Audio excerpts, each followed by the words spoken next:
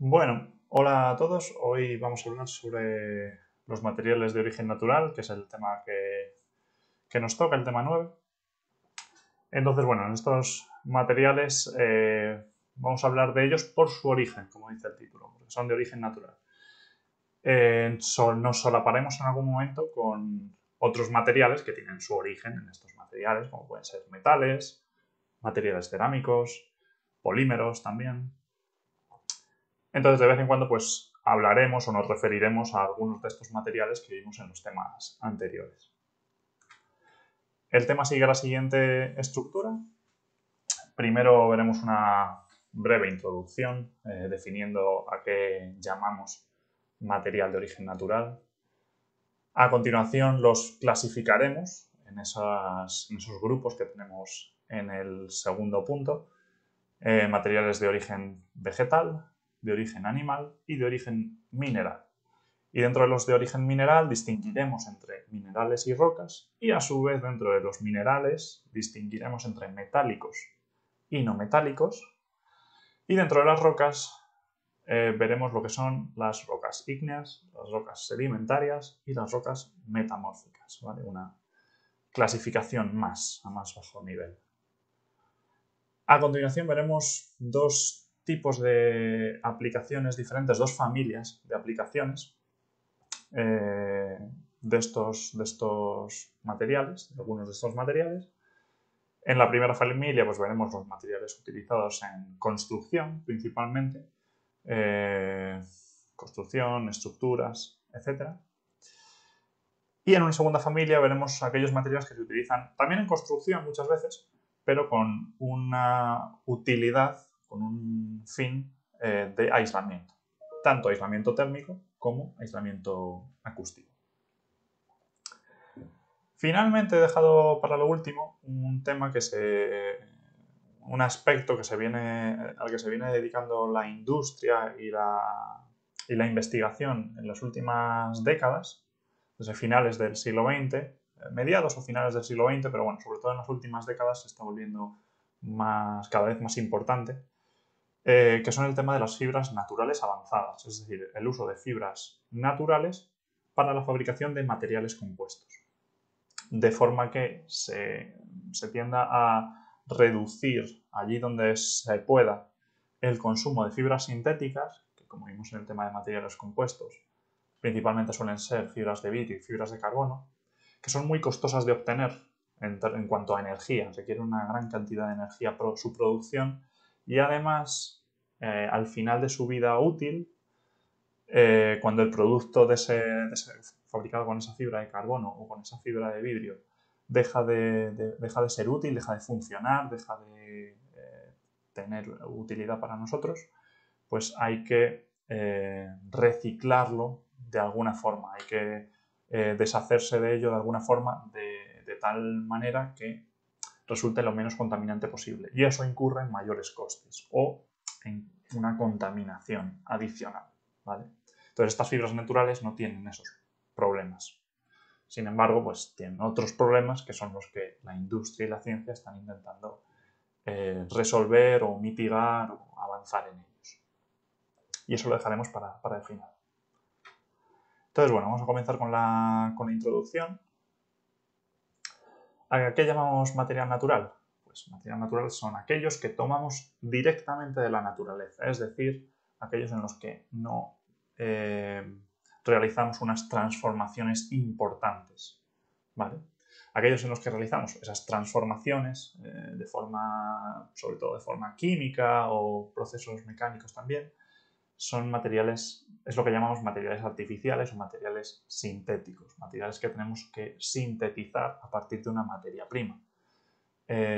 Por ejemplo, obtenemos los plásticos, fertilizantes y demás productos a partir del petróleo, de la madera, de la celulosa de la madera o de algunos vegetales obtenemos papel y cartón, de la arcilla obtenemos el ladrillo, que bueno, podríamos decir que es prácticamente natural, al final es cocer arcilla, pero bueno, tenemos ladrillo y también otros materiales cerámicos más sofisticados.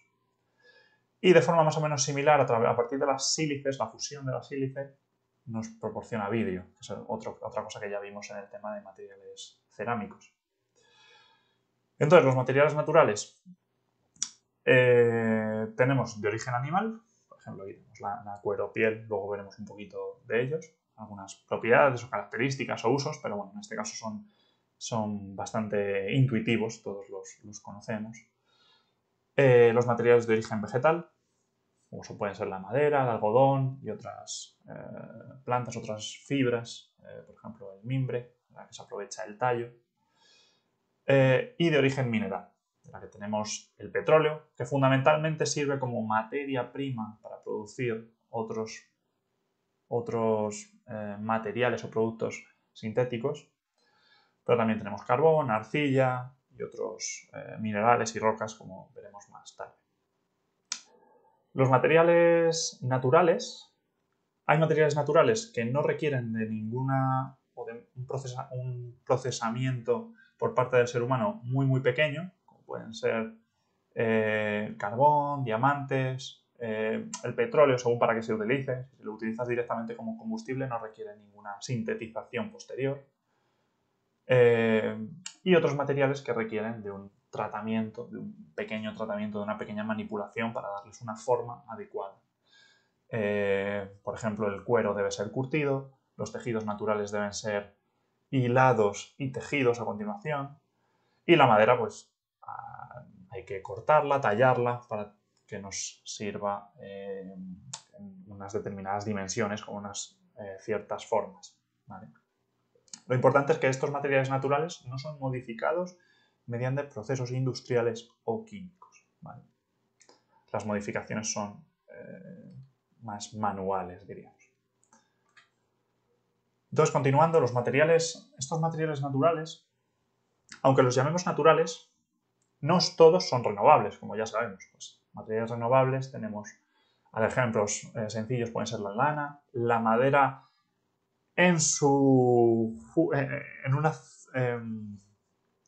con un control del consumo. Si la madera se explota de forma abusiva, las explotaciones madereras se consumen demasiados árboles, demasiado selva, demasiados bosques, tampoco es renovable. Esa velocidad de consumo y la velocidad de reposición deben estar en equilibrio para que se llame renovable. Y luego tenemos otros no renovables, como pueden ser el petróleo y los metales. Y algunos otros productos también. El petróleo podría ser renovable, porque en realidad se produce petróleo, se está generando petróleo continuamente de forma natural, pero el ciclo, el tiempo necesario para producir petróleo es de miles de años, ¿vale? Miles de años o decenas de miles de años o incluso más. Y los metales pues, son un recurso que no se puede producir. Hay lo que hay. ¿Vale? Hay la cantidad, sobre la corteza de la Tierra hay una cantidad determinada de cada metal y es lo que debemos aprovechar y debemos reciclar y reutilizar. Entonces es importante recordar en este aspecto que aunque sean materiales naturales deben ser consumidos de forma consciente, de forma responsable. ¿Vale? Un consumo racional para no agotarlos. Vamos a entrar ya con la clasificación, como hemos visto. Sería en función de su origen. Y tenemos de origen vegetal, por ejemplo, tendremos aquí a la izquierda, veremos luego la madera, el algodón y algunos otros. De origen animal, como pueden ser la lana, el cuero, la seda, por ejemplo, aquí tenemos unos gusanos de seda.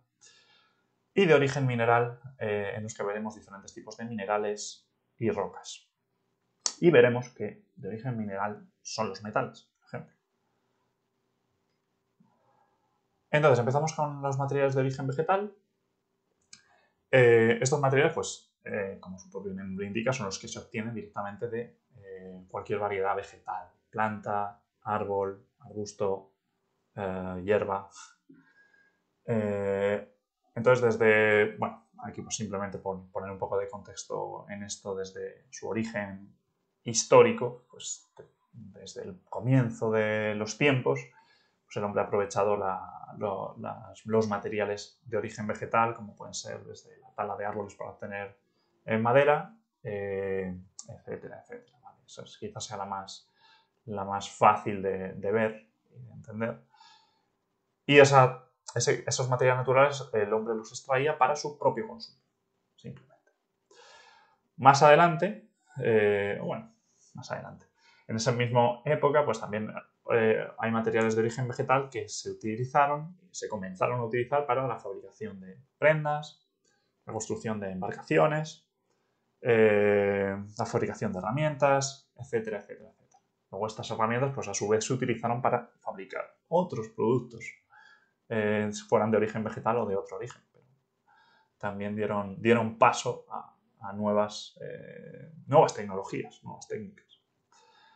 El inconveniente de estos materiales de origen vegetal, como de cualquier material en realidad, es su extracción, su explotación abusiva, ¿vale? Su consumo en grandes cantidades en cortos periodos de tiempo, ¿vale? Que es lo que lleva, por ejemplo, a deforestaciones en algunos de los pulmones más importantes del planeta. Y eso pues redunda en problemas, en consecuencias catastróficas para el medio ambiente, ¿vale? Y la vida en ecosistemas, etcétera. Entonces, bueno, vamos a empezar viendo algunos ejemplos de materiales de origen vegetal, quizá los que más se utilizan o también los que mejor podemos conocer. El primero de ellos es el algodón, que es una fibra que se obtiene de una planta que se llama el algodonero, ¿vale?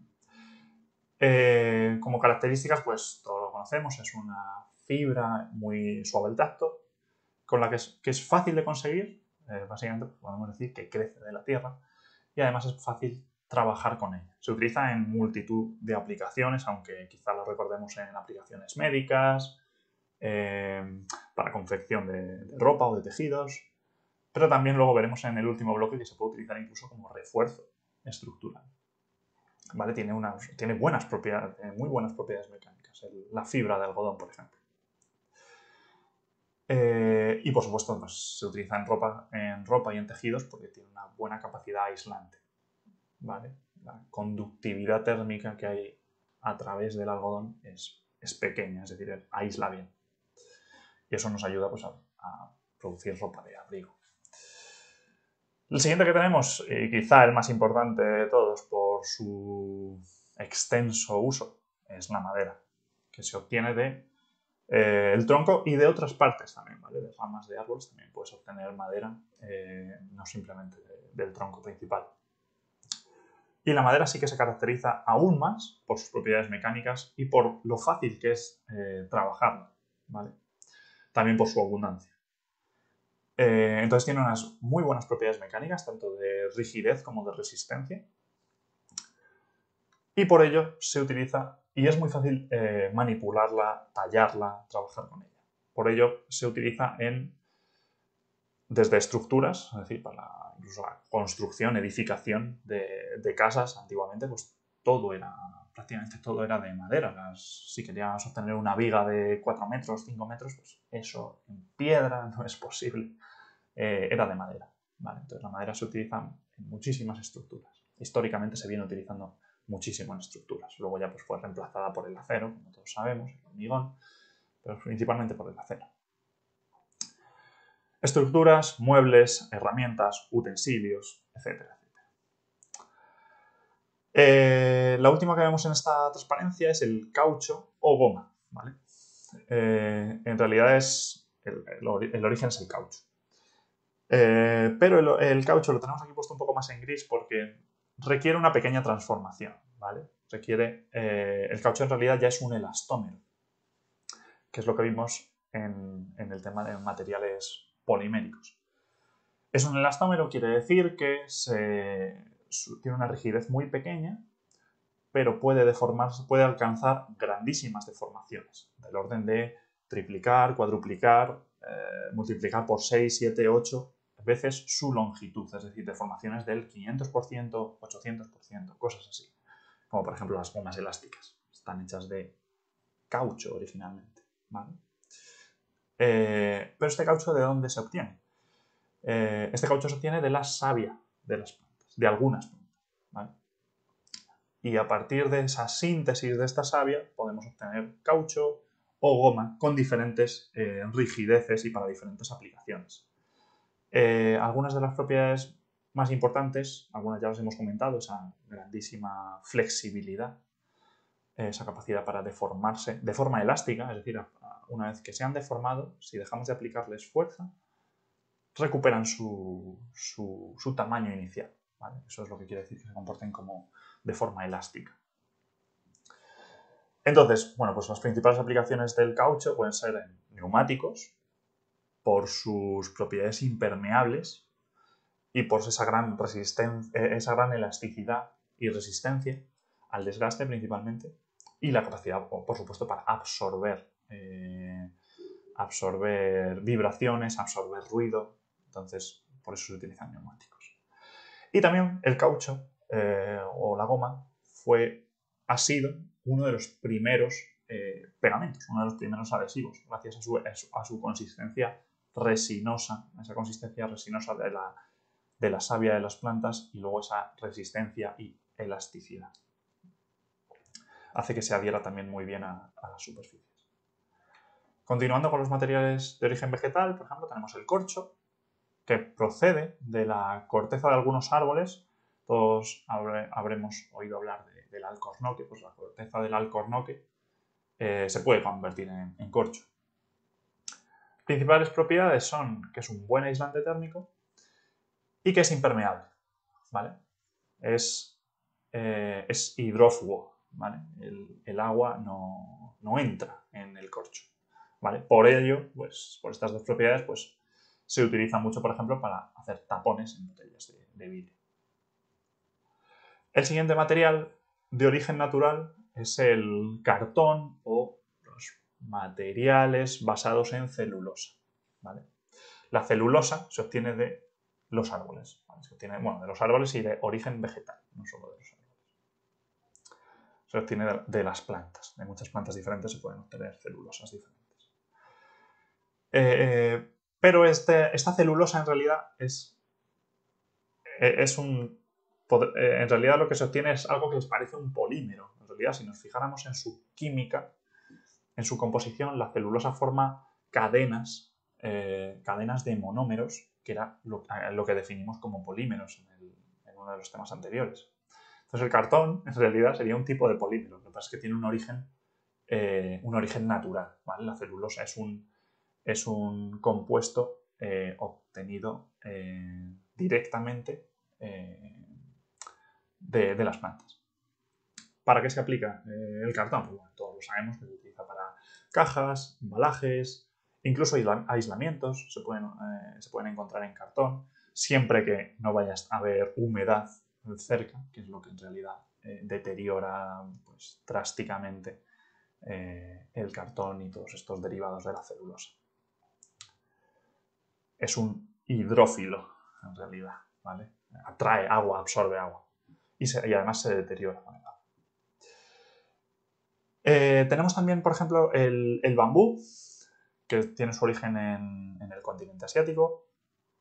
Y del bambú, pues en realidad se puede aprovechar prácticamente todo, para diferentes aplicaciones, pero todo el bambú es aprovechable. En realidad casi todas las plantas se puede aprovechar prácticamente todo.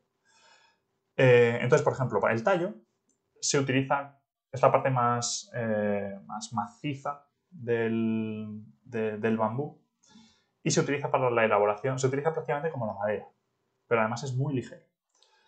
Entonces se utiliza para elaborar muebles, igual casas, o mejor dicho, estructuras, sí, aplicaciones más o menos de construcción, embarcaciones, por esa ligereza, esa baja densidad. Su fibra, luego veremos también en la última parte del tema, que tiene unas propiedades bastante espectaculares en cuanto a propiedades mecánicas de rigidez y resistencia, pero se utiliza también, como otras fibras vegetales, para la elaboración de tejidos, con los que pueden fabricarse, pues, desde, por ejemplo, ahí vemos sandalias, sombreros, cestas, etcétera, etcétera. ¿Vale? Y la pulpa, de esta pulpa se puede obtener celulosa, como hemos visto antes. Entonces, con esta celulosa, pues, podemos elaborar cartón, papel, incluso otras fibras de celulosa. Y finalmente vamos a hablar de estas tres que tenemos aquí, que son el cáñamo, lino y mimbre, que tienen aplicaciones relativamente parecidas. Las dos primeras son fibras, lo que se utiliza es la fibra del cáñamo, que se obtiene de la planta del cannabis, de ahí su nombre, el cáñamo, viene de ese cannabis. Y se utiliza pues, en tejidos, se elaboran fibras textiles, y se utiliza en tejidos, etcétera, etcétera. También del cáñamo se pueden extraer las semillas y se pueden elaborar aceites con otras aplicaciones, pero bueno, eso ya no es un material en sí, ¿vale? Sería un producto. El lino pues igualmente es una planta herbácea y lo que se aprovecha es las fibras, ¿vale? De su tallo se obtienen fibras que se utilizan para fabricar tejidos, telas, etcétera, etcétera. Del mimbre lo que se utilizan son sus tallos, ¿vale? Esos canastos, cestas que se pueden ver típicamente pues en los pueblos, en las zonas más rurales, donde se siguen aprovechando los mimbres las cestas y los canastos de entonces, e incluso se siguen fabricando a día de hoy también, ¿vale? Son muy flexibles y muy resistentes.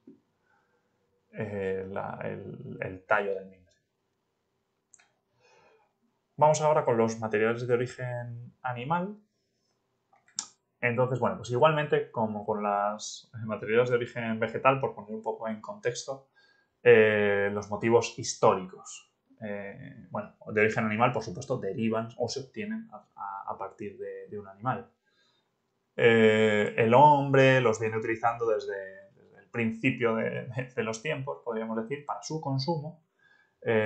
Por ejemplo, para el aprovechamiento de las pieles para la elaboración de abrigo, para hacer frente a eso, al frío o al calor, protegerse de las lluvias. Por ejemplo, el cuero es impermeable, convenientemente protegido o cuidado del cuero es impermeable. De nuevo, el inconveniente, pues el inconveniente aún un poco mayor es que la cría de animales, la ganadería, requiere aún más recursos que, por ejemplo, la agricultura, los cultivos. Los materiales de origen vegetal son más baratos en cuanto a recursos que los materiales de origen animal, ¿vale?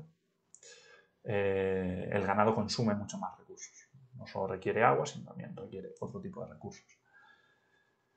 Y, por ejemplo, hablábamos también de pieles. Las pieles se pueden obtener de todo tipo de ganado, en realidad. Incluso del cerdo se puede obtener piel.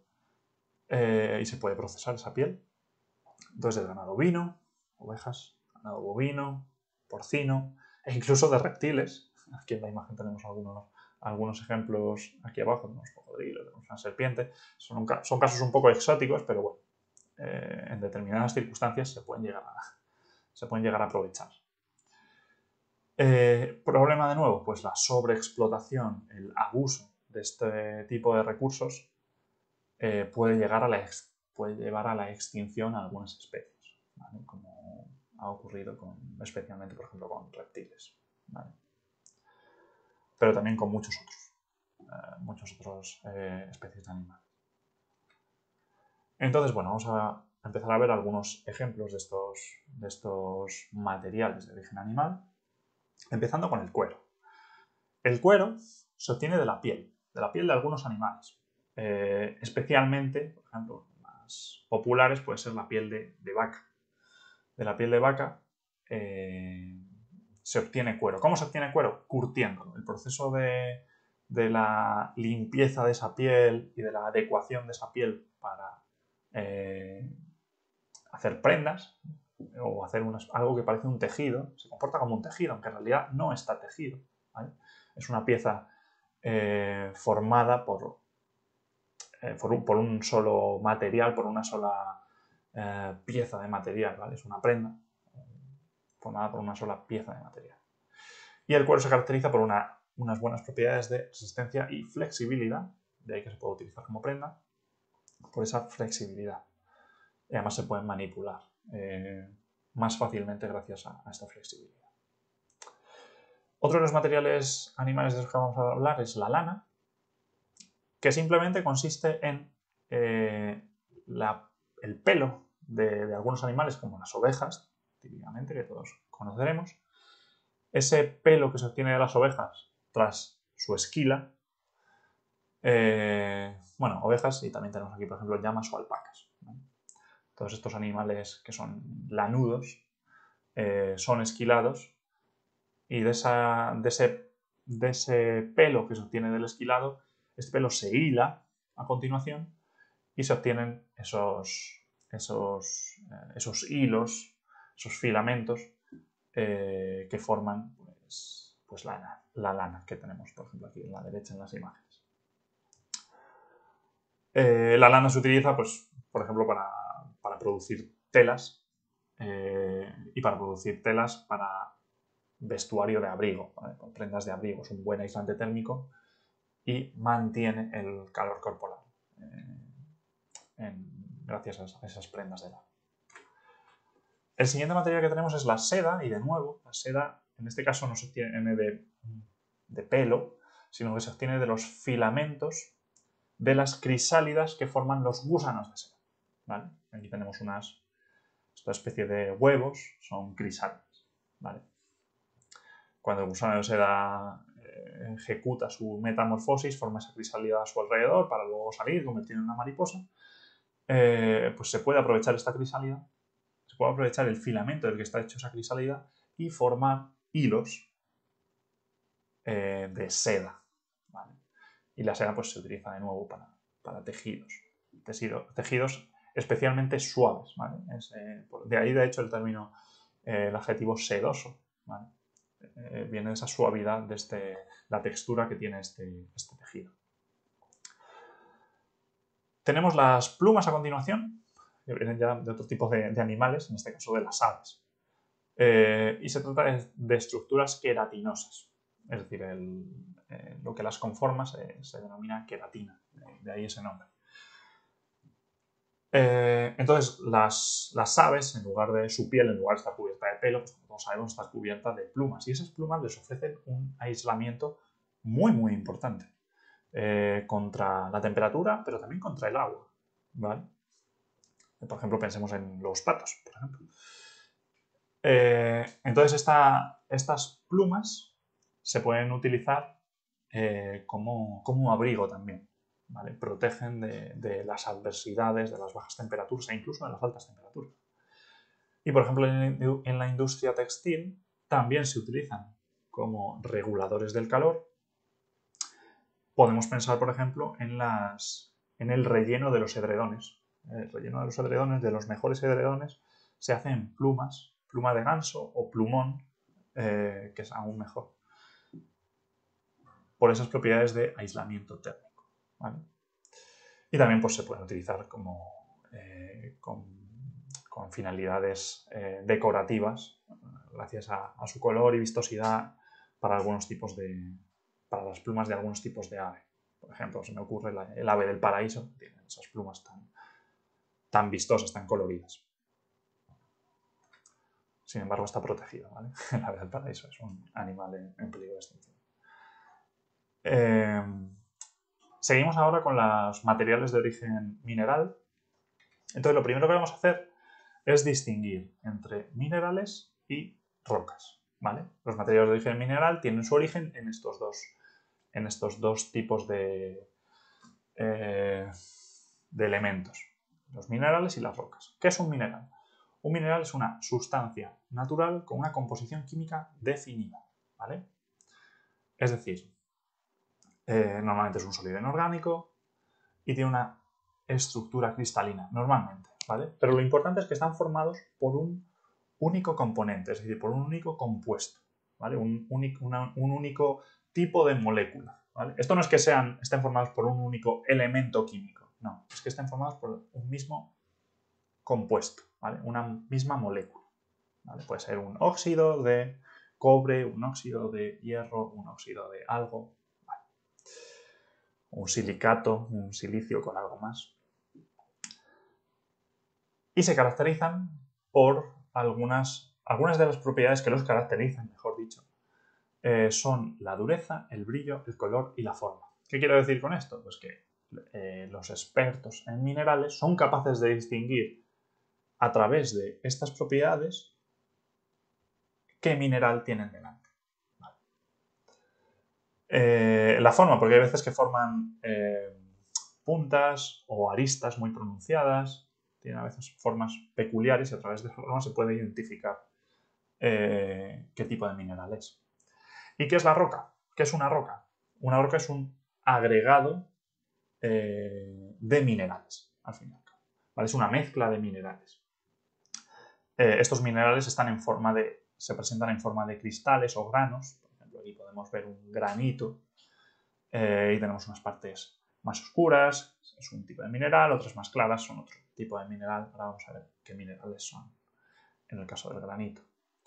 Entonces, bueno, tenemos rocas formadas por un único mineral, como puede ser el mármol. En este caso, el mineral que forma el mármol es la calcita. Y rocas formadas por varios minerales, como por ejemplo, como veíamos aquí a la derecha, el granito. Y el granito, pues tenemos que saber que está formado por estos tres minerales. El cuarzo, con ese aspecto blanquecino, brillante incluso, el feldespato y la mica. Esos son los tres minerales que forman el granito. Y bueno, pues luego tenemos dentro de estas rocas, podemos tener rocas duras, como puede ser la pizarra, que veremos más adelante, y rocas blandas, como la arcilla. La arcilla es una mezcla de minerales, entonces, ¿qué es? Es una roca. Aunque no sea dura, como solemos pensar a la hora de hablar de una roca. Entonces, bueno, y aquí tenemos el mineral que tenemos aquí, en este caso es oro, ¿vale? De hecho es oro puro, es una gran pepita. Aunque no hay escala, pero bueno, es una gran pepita. Entonces, bueno, perdón, un poco rápido. Vamos a hablar primero de los minerales y vamos a distinguir entre minerales metálicos y no metálicos. Entonces, vamos a empezar con los minerales metálicos, ¿vale? Entonces, aquí es importante distinguir o entender qué es esto de la minería metálica. En su momento hablamos de los materiales metálicos, pero no hablamos de su procedencia, de dónde se obtienen los materiales metálicos, dónde aparece ese metal. ¿Directamente podemos ir a una mina y coger el metal? Pues generalmente no. Generalmente los metales se encuentran en forma de mineral. Es decir, nosotros si vamos a una mina de cobre, lo que encontraremos, bueno, antes de hablar de cada uno de ellos, los minerales metálicos se distinguen tres tipos. Minerales metálicos básicos, férreos o ferrosos, es lo mismo, y preciosos, que luego veremos algún ejemplito. Entonces, por ejemplo, como decía, uno de los minerales básicos puede ser el mineral de cobre. Entonces, como decía antes, si nosotros queremos obtener cobre, vamos a una mina de cobre y ¿qué es lo que vamos a recoger de forma natural? Lo que vamos a recoger de forma natural es un mineral en cuya composición hay cobre, ¿vale? Pues, por ejemplo, esto sería una cuprita, ¿vale? Es un tipo de mineral que contiene cobre.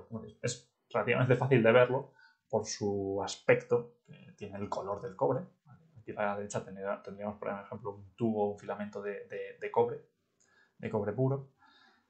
Y ese color anaranjado, pardo, casi rojizo a veces, nos indica que este mineral contiene cobre. Entonces, ¿qué es lo que se hace? A través de procesos metalúrgicos se consigue sintetizar cobre, se consigue separar el cobre del oxígeno y obtener el metal, ¿vale? Y eso ocurre con la inmensa mayoría de metales, ¿vale? Entonces, bueno, de las propiedades del cobre, pues vamos a recordarlas muy brevemente, pero muy simplemente pues, nos acordamos de que el cobre se utiliza en todo el cableado eléctrico. Entonces, ¿qué podemos deducir de ahí? Pues que es un buen conductor de la electricidad, ¿vale? Pero esas propiedades, pues vimos muchas más, algunas cosas más, en el tema de materiales metálicos. Material metálico no ferroso basados en cobre. Ejemplos de minerales ferrosos, pues el más característico es el hierro. Y el hierro igual. Se puede encontrar en diferentes minerales, en diferentes formas minerales, Una de ellas es la magnetita, que como podéis adivinar tiene propiedades magnéticas el mineral de por sí. Y es un óxido de hierro, ¿vale? Entonces igual, a través de un proceso metalúrgico, el mineral deja de ser un material natural y se convierte en hierro con el que podemos, por ejemplo, producir acero, hacer una aleación con carbono y producir acero. Entonces, algunos datos a tener en cuenta del hierro es que es el segundo metal más abundante en la corteza terrestre. En la corteza terrestre el más abundante es el aluminio. Sin embargo, a escala planetaria, si hablamos de la Tierra como un volumen, pues el núcleo de la Tierra es prácticamente todo hierro. Entonces es el más abundante, teniendo en cuenta todo el planeta. Algunas propiedades interesantes es que tiene propiedades magnéticas, de ahí el término ferromagnético, a temperatura en condiciones normales. Algunos problemas, o bueno, a favor, el hierro y el acero, especialmente, como vimos en el tema de materiales metálicos, tiene unas muy buenas propiedades, es decir, es abundante y además tiene unas propiedades muy buenas en cuanto a que es muy rígido y muy resistente. Y también muy duro. Problema, que es muy denso. Para algunas aplicaciones puede no importarnos, pero para otras puede ser un factor limitante. Para aplicaciones como la construcción, la orfebrería, las armas, el peso puede no ser demasiado problemático, entonces es un material muy, muy versátil, ¿vale? Se utiliza en multitud de aplicaciones diferentes. Y como minerales preciosos metálicos, pues simplemente vamos a destacar el oro. Vamos a destacar también aquí que estos minerales preciosos, en muchas ocasiones, o en algunas ocasiones, lo que encontramos, el mineral que encontramos, es directamente oro puro, ¿vale? No existe en estado natural el óxido de oro, ¿vale? Y en estado de laboratorio sería muy complejo de obtener. Entonces, de ahí esa... También hablábamos de nobleza, metales nobles, porque no se combinan o es difícil combinarlos con cualquier otro elemento. Entonces, el mineral de oro directamente es el oro. Podemos acordarnos simplemente de estas películas en las que aparecen las pepitas de oro. Esas pepitas de oro se encuentran generalmente mezcladas o integradas en alguna veta de otro mineral, ¿vale? Y el oro, pues, es un metal muy valioso, tiene ese aspecto amarillo muy brillante. Es un excelente conductor de la electricidad, pero sin embargo su valor real es su escasez y eso hace que se convierta en una joya valiosa, ¿vale? Aunque igualmente tiene tiene propiedades físicas útiles como su ductilidad, su maleabilidad, ¿vale? Es fácil manipularlo. Su brillo, por ejemplo, su aspecto es muy característico. Y aquí he traído la misma gráfica que vimos en el tema de materiales metálicos con el valor en dólares por gramo de algunos de los, en este caso pues serían metales de origen mineral preciosos. Entonces, pues eso, este valor procede de su escasez, ¿vale? Recordamos pues el oro, recordamos el paladio, este material tan puro, en el sentido ese de que no se combina, no permite que no se combina con nada más. Entonces es útil como catalizador en algunas reacciones químicas, el paladio, platino, incluso la plata. Que vemos que tiene un valor bastante despreciable comparado con el oro, por ejemplo. Es 100 veces más barato, su valor es 100 veces menor. Venimos a los minerales no metálicos, ¿vale? En este caso, pues dentro de su composición no encontramos ningún metal, de ahí que sean no metálicos. Aún así, tienen propiedades, los productos que los forman, tienen propiedades interesantes para algunas aplicaciones industriales. Por ejemplo, tenemos el yeso, que es un mineral con este color blanco, a veces una especie de blanco más sucio, y su composición principal es la de sulfato de calcio. Entonces, por ejemplo, para obtener calcio podríamos venirnos al yeso, ¿vale? Pero directamente el yeso en sí ya tiene utilidades y aplicaciones en construcción, como por ejemplo vimos hablando en el tema de materiales cerámicos. Se suele encontrar en rocas sedimentarias evaporíticas, es decir, se suele encontrar en rocas, por ejemplo, calizas, ¿vale? Luego veremos más adelante que la caliza es una roca evaporítica.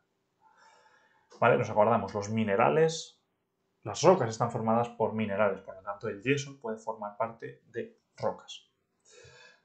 Y se presenta en cristales. Estos cristales que se ven aquí son yeso, son cristales de yeso, aunque tienen ese aspecto de punta o de punta de flecha, punta de lanza. Otro mineral no metálico es el cuarzo. El cuarzo es un mineral, como vemos aquí a la derecha, es un mineral incoloro o también blanco, de un blanco aún más brillante, diríamos, ¿vale? Cuando hablábamos del granito y veíamos esas partes más blancas del granito que a veces parecen cristales, incluso pueden reflejar la luz, son cristales de cuarzo. Está formado principalmente por sílice y es el segundo mineral más común de la corteza terrestre tras el feldespato. Un dato más, ¿vale? El cuarzo es muy abundante. Igual se presenta en muchas rocas diferentes, una de ellas puede ser el granito, y destaca por su dureza, ¿vale? Eso es bastante importante. Los cristales de cuarzo son duros, son muy duros, ¿vale? No lo hemos visto en esta asignatura, en ningún tema, pero la dureza, no sé si os sonará, pero se mide en una escala, o tradicionalmente se mide en una escala que se llama la escala de Mohs. En esta escala el material más blando es el talco y el material más duro es el diamante. Pues el cuarzo está en una posición relativamente alta de esa escala, ¿vale? El diamante, pues por definición, no puede rayarse con nada. O no sé, no hay elemento natural que pueda rayar. Y aquí está el diamante. Es un mineral precioso, ¿vale? Igual que hablábamos antes de materiales preciosos, podemos hablar de minerales preciosos.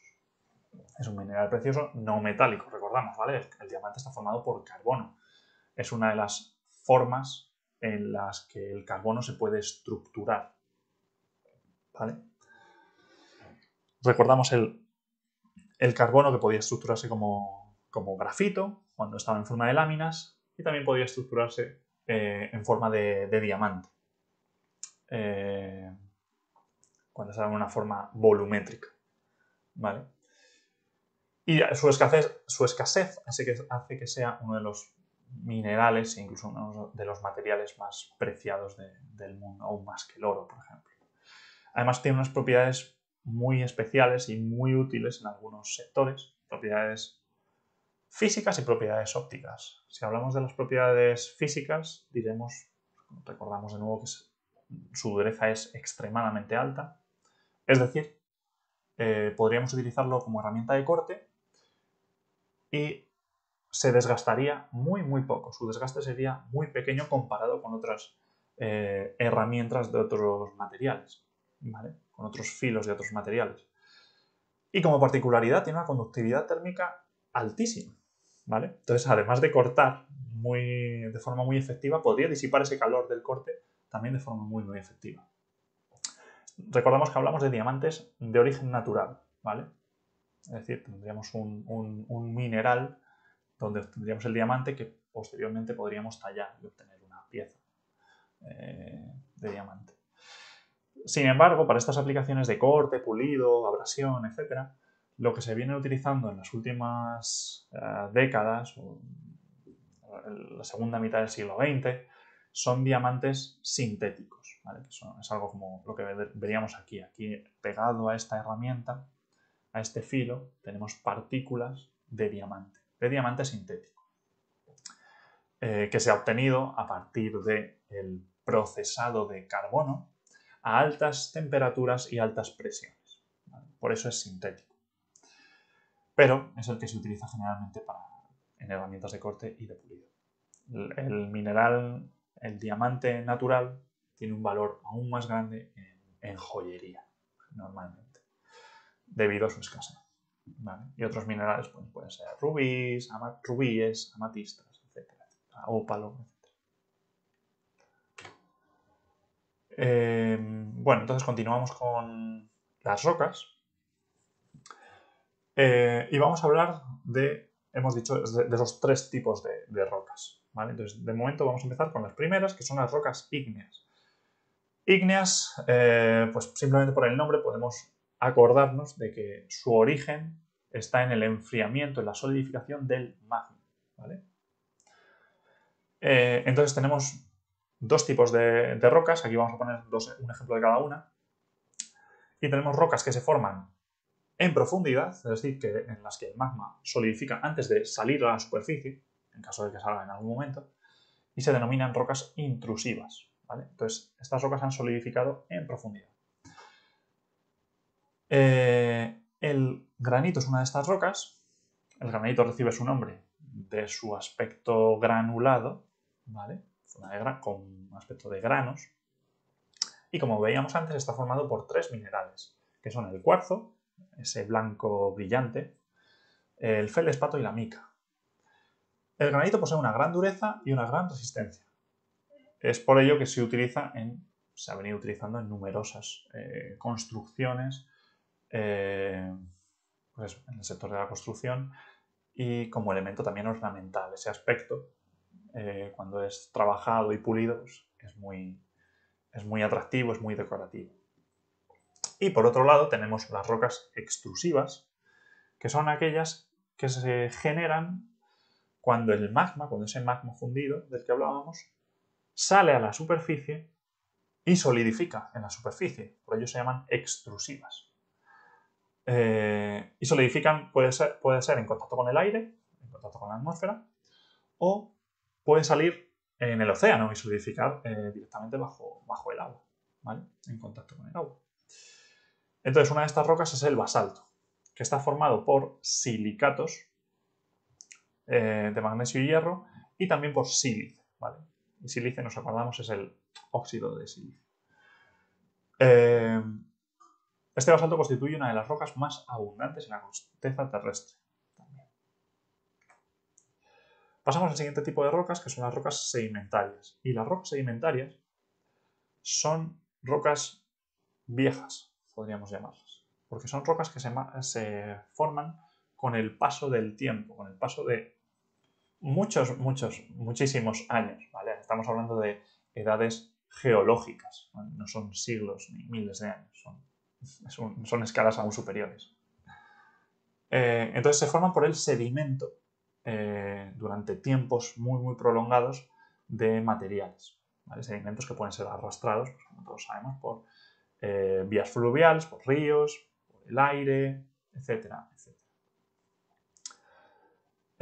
Entonces este transporte de estos sedimentos y ese paso de grandes periodos de tiempo forma las rocas sedimentarias. Las rocas sedimentarias tienen un interés especial, no en el campo de los materiales, estrictamente hablando, sino en el campo de la geología, porque son una especie de reloj. Nos dicen el análisis de esas rocas sedimentarias, normalmente presenta estas estrías, y estas estrías lo que representan son diferentes periodos de tiempo en los que se han ido acumulando diferentes tipos de materiales, diferentes tipos de minerales. Y nos pueden revelar, nos pueden contar qué es lo que ha ido ocurriendo en base a la interpretación de esta sedimentación, ¿vale? Secuencial, claro. Nos van contando una historia de abajo a arriba, nos van contando una historia, lo que ha ido pasando. Entonces, bueno, tiene ese interés geológico.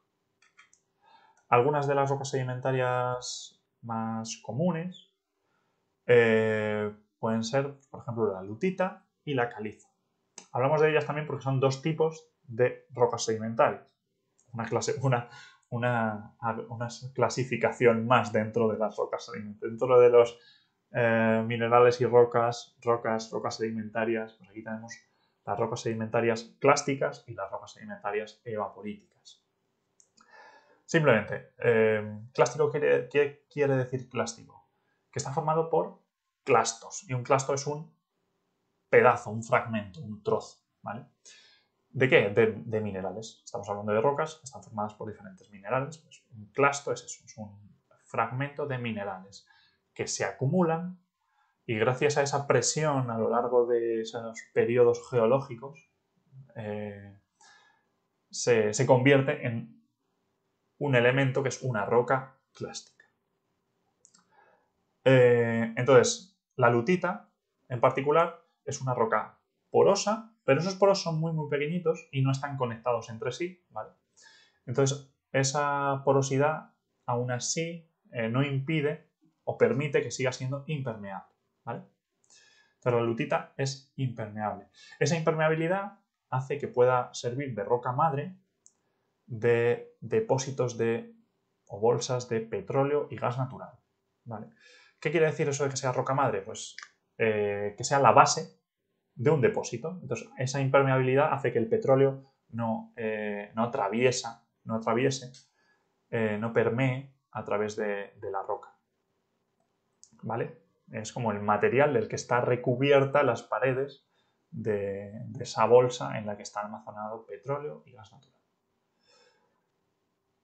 Y la caliza, o mejor dicho, y las rocas evaporíticas son aquellas que se forman por evaporación, ¿vale? Al evaporarse el agua de océanos, ríos, mares, etc., llevan un sedimento, llevan unas sales disueltas que sedimentan, ¿vale?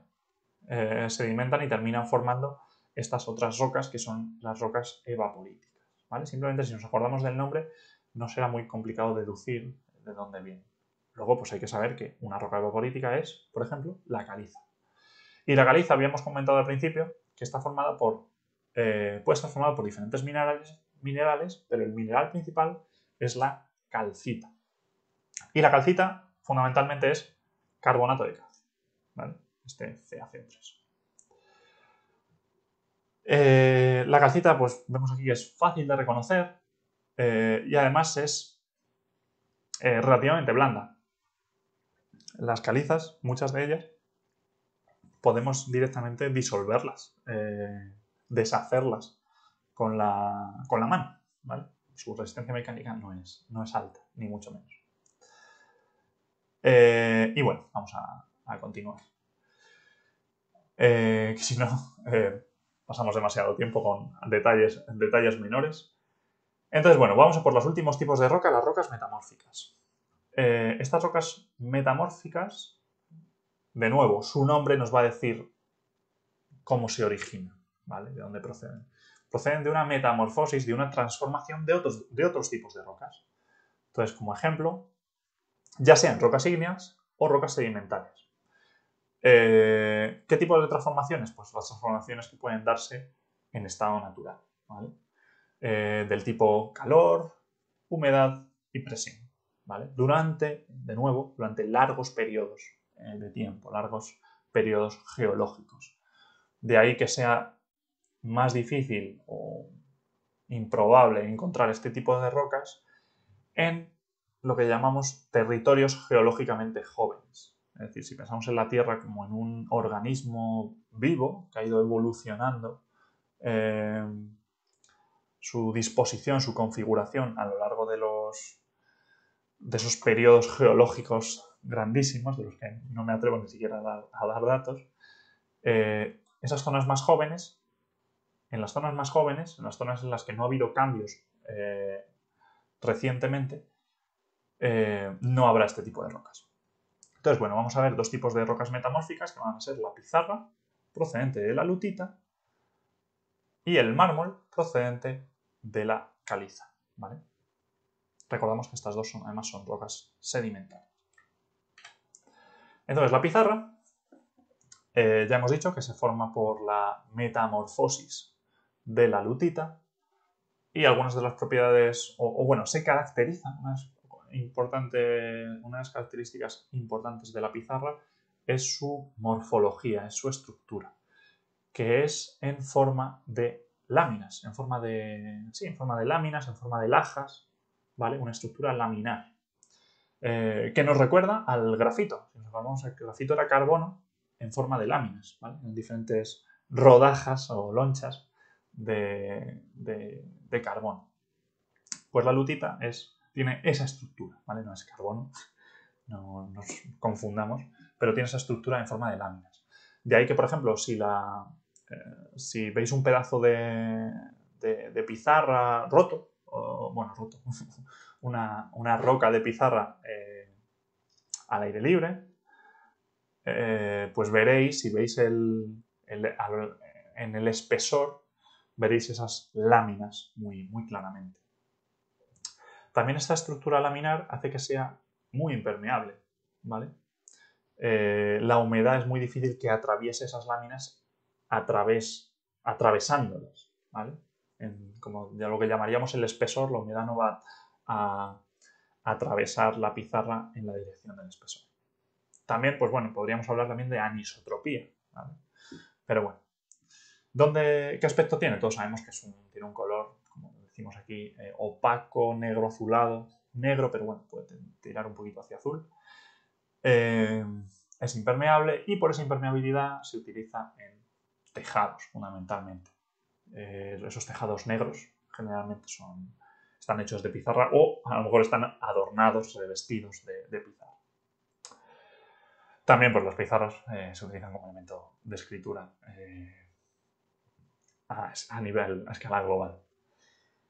Y otra roca metamórfica de la que vamos a hablar es el mármol. Y el mármol está formado por calizas. Calizas que están, como hemos dicho antes, que se han transformado gracias a unas condiciones muy, muy elevadas de temperatura y presión durante largos periodos de tiempo. Esas altas temperaturas y presiones favorecen la cristalización de estas rocas calizas.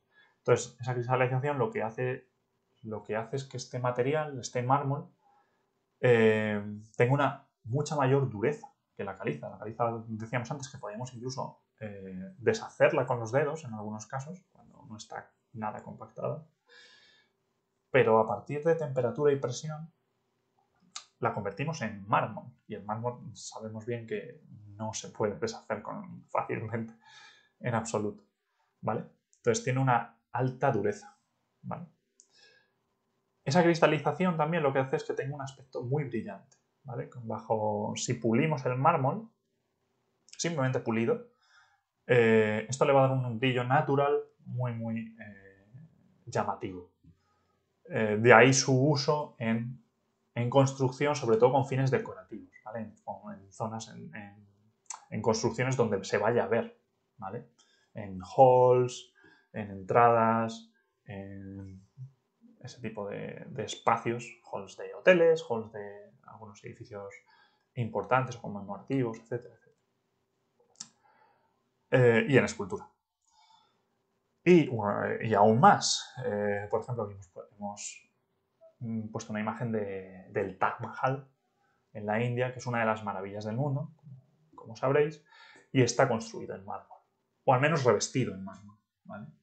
De ahí que tenga ese brillo tan característico y esos cambios de color a lo largo del día, gracias al brillo, a la luz del sol. Bueno, ya hemos terminado esta última parte de los materiales de origen mineral. Hay muchos materiales diferentes, hablando de minerales, rocas. Entonces vamos a hablar ya de algunas aplicaciones. Va a ser bastante breve esta parte, pero bueno, por recordar que estamos en un curso de materiales para aplicaciones. Entonces vamos a hablar primero de los materiales para aplicaciones en construcción, fundamentalmente, y luego para aplicaciones en aislamientos. Podría ser un sector, un subsector, un subgrupo de la construcción, efectivamente. Entonces, bueno, en la construcción recordamos que hablamos mucho de materiales cerámicos, pero estos materiales cerámicos suelen tener su origen en aquellos que están basados en barro, hablábamos de barro, en realidad es arcilla, ¿vale? Y esa arcilla, cuando la cocemos, obtenemos obtenemos, por ejemplo, ladrillos, ladrillos de muchísimos tipos, tejas de muchísimos tipos. Al final son elementos básicos de construcción. Son los pilares sobre los que se cimenta la construcción, fundamentalmente. Entonces la arcilla es uno de estos materiales utilizados en construcción. La madera en sí mismo, de nuevo, es uno de los materiales clave a lo largo de la historia en construcción, ¿vale? No es hasta el siglo XX, finales del XIX, donde cuando el acero se termina imponiendo en aquellas construcciones más importantes, y a lo largo del tiempo, y el hormigón, y a lo largo del siglo XX se impone en todas las construcciones el uso del acero. Pero hasta entonces era la madera. Las vigas, incluso algunos muros y cosas así, se podían hacer de madera. Los techos, los tejados, vigas y tejados eran de madera. Entonces tiene una utilidad estructural muy importante, ¿vale? Simplemente hay que darle forma, ¿vale? Hay que tallarla, hay que cortarla, serrarla y darle forma. Y finalmente tenemos algunos materiales que se usan, que los vimos también en los materiales cerámicos, como por ejemplo la cal, que se utilizan en construcción como ligantes, ¿vale? Como aglutinantes o como adhesivos, ¿vale?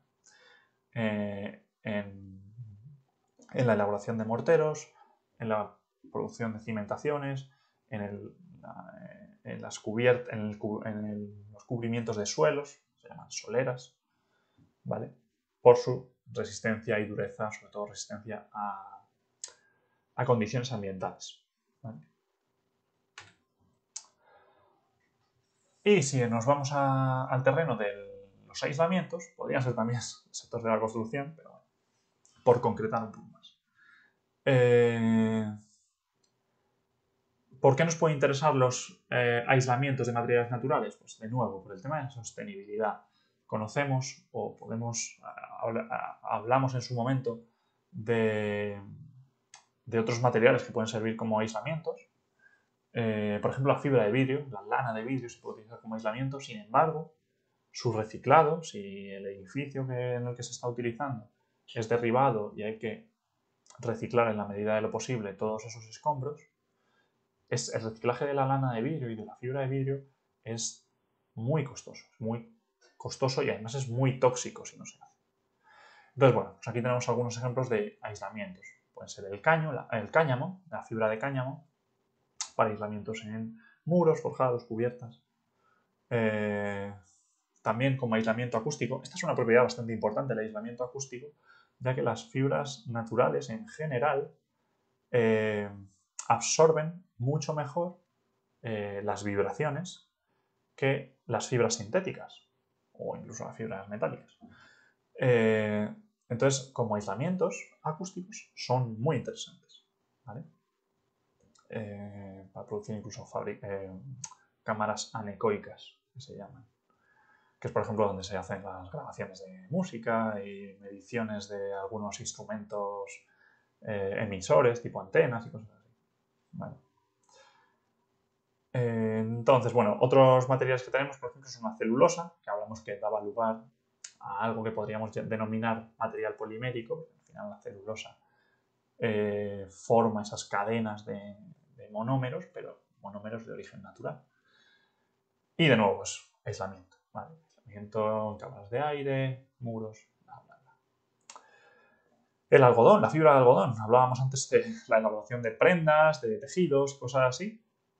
También se puede utilizar como aislamiento en estos formatos de mantas, ¿vale? De algodón en forma de no tejido, ¿vale? Non-woven se suelen llamar, porque están distribuidas las fibras, los filamentos de algodón de forma aleatoria, ¿vale? Como una especie de fieltro, podríamos decir, para que nos suene un poco más. Y por último tenemos el corcho, también de origen vegetal. Recordamos, de origen vegetal, de algunas variedades de plantas, como por ejemplo el alcornoque. Y además de ser un buen aislante, la propiedad adicional que incorpora el corcho es el comportamiento ante la humedad, ¿vale? Repelen la humedad de alguna forma, ¿vale? No absorben humedad, ¿vale? Entonces son convenientes no solo para aislar térmicamente, sino para aislar de las humedades, ¿vale? Que en algunas regiones pueden ser especialmente importantes, ¿vale? Tiene un buen comportamiento ante la humedad, que es lo que vimos antes, que se denominaba hidrofugo, ¿vale? El agua huye de este material. Bueno, y para concluir vamos a hablar un poco brevemente, para poner un poco en contexto este tema de las fibras naturales, porque me parecía pertinente hablar de este tema por su carácter reciente, por su carácter moderno y que puede ir introduciendo cambios en las próximas décadas. Aunque bueno, ya los viene introduciendo en los últimos 20 años también. Como decía al principio, las fibras naturales, al menos las fibras naturales avanzadas, que se llaman, ¿cuál es su objetivo? ¿Por qué queremos introducir fibras naturales donde ahora mismo tenemos fibras sintéticas que funcionan perfectamente? Pues básicamente por su coste económico y por su coste ambiental, ¿vale? El objetivo de estas fibras naturales es reemplazar allí donde se pueda las fibras sintéticas. ¿Por qué allí donde se pueda? Pues porque las fibras sintéticas tienen unas propiedades espectaculares, ¿vale? Tienen unas rigideces y unas resistencias fuera de lo normal, ¿vale? De hecho, aquí tenemos en esta tabla, en la parte de abajo tenemos las fibras, algunas fibras sintéticas, por ejemplo, vidrio E, vidrio S, vidrio de altas prestaciones. Si os fijáis, es un vidrio superior en resistencia y en módulo elástico. Y una fibra de carbono de módulo intermedio, ¿vale? Una fibra de carbono bastante estándar, que vemos su rigidez y es acero. Sin embargo, su resistencia es muy superior, es incluso un orden de magnitud superior a algunos aceros. Entonces, ¿qué es lo que queremos con las fibras naturales? Sustituir a las fibras sintéticas allí donde sea posible, ¿vale? Allí donde sus propiedades, que evidentemente son inferiores, tanto en resistencia como en rigidez, sea posible, ¿vale? Hemos puesto aquí arriba unas cuantas fibras naturales. Algunas de ellas hemos dejado el nombre en inglés porque es más común encontrarlas así, como flax o sisal. Para que si lo veis por ahí, pues os suene un poco. Y vemos eso, que las propiedades mecánicas de las fibras naturales son inferiores a las de las fibras sintéticas. Sin embargo, ¿qué ventajas presentan? Pues casi en todo lo demás presentan ventajas. Desde el punto de vista medioambiental, en cuanto a sostenibilidad para su producción, en cuanto a degradabilidad, reciclabilidad al final del ciclo de vida del producto del que hablábamos al principio, su toxicidad también es menor, y por supuesto pues los costes tanto en su producción como luego su explotación son menores, ¿vale?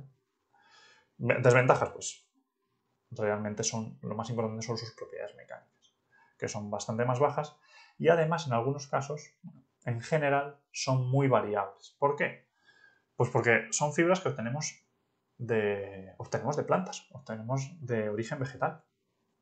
Entonces, obtener siempre las mismas propiedades en las fibras en nuestras plantas no es posible, ¿vale? Hay unos rangos, hay una variabilidad. Sin embargo, las fibras de carbono y de vidrio se producen en una fábrica, ¿vale? Se producen de forma industrial. Entonces, se controla mucho más las condiciones de producción. Otro problema que pueden afrontar este tipo de fibras, las fibras naturales, son la degradación en algunas condiciones, por ejemplo, de humedad y de temperatura, ¿vale? Y finalmente, pues bueno, esto es un problema menor, pero algunas son incompatibles con algunas matrices. ¿Incompatibles en qué sentido? Pues estamos hablando de materiales compuestos, tenemos una fase, que es un componente, que es la fibra, que es el refuerzo, y otro componente que es la matriz, que es el aglutinante, es el que une unas fibras con otras, ¿vale? Y hace que podamos fabricar paneles o fabricar piezas que podemos manipular con formas determinadas. Pues esa incompatibilidad lo que quiere decir es que algunas de estas fibras no se adhieren convenientemente a algunas matrices. Pero bueno, es un problema menor, digamos. Entonces, aquí, para empezar, por aquí por la derecha, en el gráfico, ¿qué es lo que tenemos? Estamos comparando aquí un poco más gráficamente las fibras naturales con las fibras sintéticas. Este balón que tenemos aquí, esta superficie más oscura, son fibras naturales. En el eje horizontal tenemos el coste por metro cúbico y en el eje vertical tenemos la resistencia a tracción. Y aquí tenemos, en este otro globo de aquí, las fibras sintéticas. Algunas de las fibras sintéticas como son el vidrio y el carbono. Entonces lo que vemos es que no están...